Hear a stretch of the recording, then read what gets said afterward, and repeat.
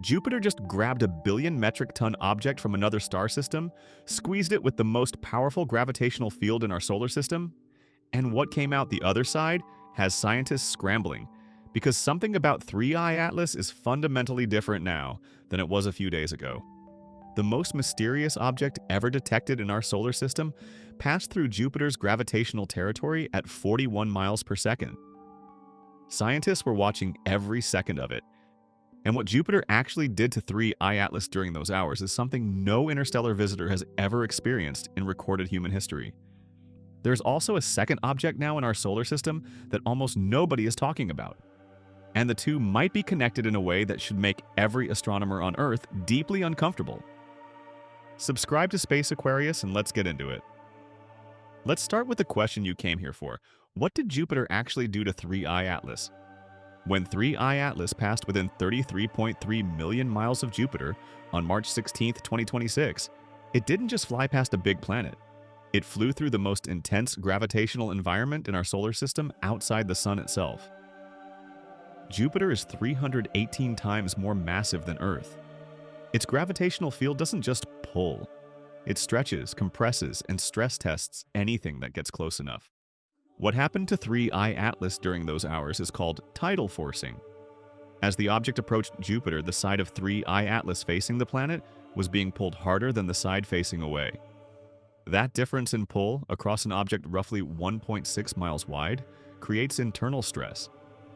Think of it like wringing out a wet towel. The object gets squeezed and stretched simultaneously. For a natural comet made of loosely packed ice and rock, that kind of stress can trigger surface fracturing, increased outgassing, and, in extreme cases, partial breakup. But here's what makes this different from any comet flyby we've studied before. Jupiter's gravitational reach, what scientists call the Hill radius, extends exactly 33.2 million miles from the planet's center. That is the invisible boundary where Jupiter's gravity overpowers the Sun's pull. 3I Atlas passed within 0.1% of that exact line. At that boundary, Jupiter's gravity was doing something specific to 3I Atlas's trajectory. It was acting as a gravitational slingshot, bending the object's path and adding a velocity component that will carry 3I Atlas out of our solar system faster than it would have left on its own. Jupiter essentially gave it a push toward the exit door. This is the part that has scientists leaning forward in their chairs. The precise degree of that trajectory bend depends on the object's mass distribution. If 3I Atlas is a uniform natural comet, the bend should follow a predictable curve. If its mass is distributed unevenly, the way it would be if it contained dense internal structures that a natural comet wouldn't have, the trajectory coming out of the flyby will be measurably different from what the models predicted going in. That post-flyby trajectory data is being analyzed right now. And here's the detail that Avi Loeb, former chair of Harvard's astronomy department and former member of the President's Council of Advisors on Science and Technology, had flagged before the flyby even happened. If 3I Atlas deployed any object during this encounter, anything that received the right velocity adjustment to enter a stable orbit around Jupiter, it would represent what he called a clear technological signature. Because the physics of a natural comet breaking apart cannot produce the kind of precise velocity change needed to park something in Jupiter's orbit at 41 miles per second.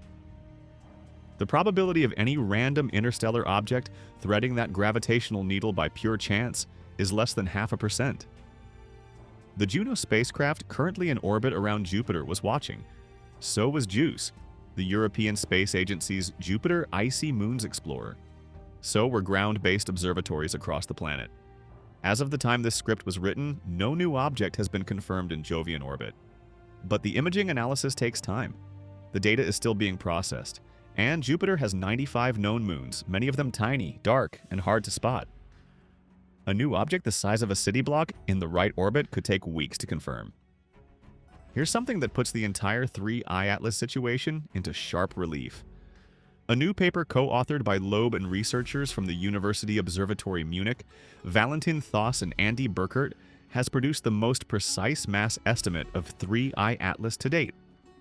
Their conclusion: 3I Atlas has a mass of approximately 1 billion metric tons. For comparison, the first interstellar object ever detected, Oumuamua, discovered in 2017, had a final estimated mass of roughly 10,000 metric tons. 3I Atlas is 100,000 times more massive than Oumuamua.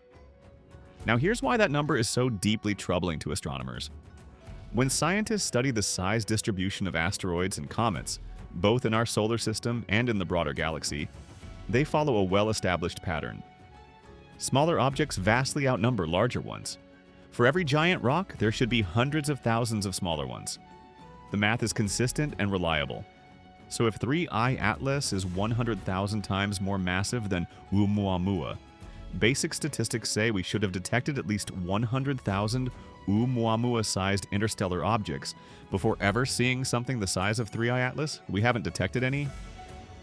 The Vera C. Rubin Observatory, which went live in February 2026 and is capable of generating up to 7 million sky alerts per night, was specifically designed to find objects like these. If the smaller interstellar objects exist in the numbers the statistics demand, Rubin should be finding them regularly. So far, the smaller objects aren't showing up, which leaves two possibilities. Either our models of interstellar object distribution are fundamentally wrong, or the objects we're detecting, Oumuamua and 3I Atlas, don't follow natural size distributions because they aren't naturally occurring objects. Loeb has been direct about this. The mass discrepancy alone, setting aside every other anomaly, is enough to make the artificial origin hypothesis statistically competitive with the natural one. In the span of 9 months, our solar system has been visited by an object carrying billion-year-old chemistry, displaying geometric precision in its jet structure, stress-tested by the most powerful gravitational field in the solar system, and leaving behind questions that our best telescopes and sharpest minds cannot yet answer. A second object, possibly unrelated, possibly not, is now days away from a sun-grazing pass that will either confirm it as an unusual natural comet or add another layer to a story that keeps refusing to resolve cleanly. The Rubin Observatory will find more of these objects, that is certain. The question is what those objects will look like when we find them. If they follow the size distribution we expect from natural processes, the anomaly of 3I Atlas becomes easier to explain away. If they don't, if the small objects keep not showing up, then the statistical case for something extraordinary gets harder and harder to ignore. If this video gave you something real to think about, hit the like button and subscribe to Space Aquarius. Drop a comment below. Do you think Jupiter's gravitational stress test revealed something about 3I Atlas that changes how you see this object? I read every comment, and if you know someone who follows space news, a friend, a coworker, your brother, share this with them today. This is exactly the story they've been waiting for.